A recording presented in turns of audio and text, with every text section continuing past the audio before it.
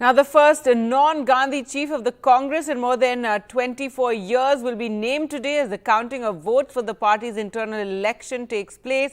Veteran leader Mallikarjun Kharge, seen as a favourite, is facing Shashi Tharoor. Now, the counting will begin at 10 a.m. at the Congress headquarters in Delhi, where sealed ballot boxes have been brought from across the country. Around 96% of the 9,915 eligible leaders had voted in the election held on Monday. Mallikarjun Kharge, a long-time loyalist of the Gandhi family, is seen as the front-runner in the race. But this has provided ammunition to critics who allege that the party will be remote controlled by the Gandhis if he wins. The Congress, though, has vehemently denied this possibility. Tharoor, however, did say that the odds were stacked against him as the party leaders and establishment were overwhelmingly with Kharge. Earlier, we spoke to Sunil Prabhu for more. The Congress party having a leader after, of course, Rahul Gandhi himself deciding to, resign after the party's poor poll performance in 2019. It's taken them 3 years to come around to the fact that Rahul Gandhi, who has consistently been saying that he will not be the Congress chief, for them to realize that they had to go ahead and elect a non-Congress head, as you were talking about in after more than 2 decades.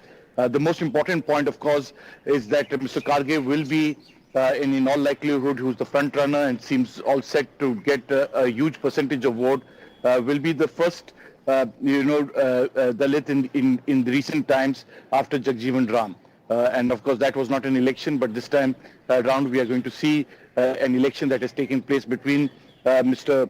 Kharge as well as Mr. Tharoor. The most important point, Kharge, is that Mr. Tharoor, even though he knows that he's up against a mountain, has been able to strike a chord with Congress workers. The issues that he has brought up about the high command culture, about elections in the Congress Working Committee, about having a clear grassroots level kind of decision making.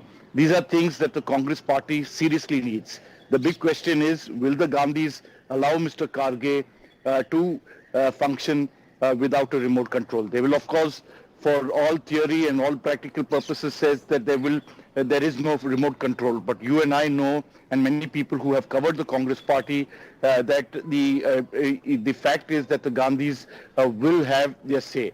There will be the K.C. Venugopals, there will be the Gandhi loyalists who will continue to run the entire establishment.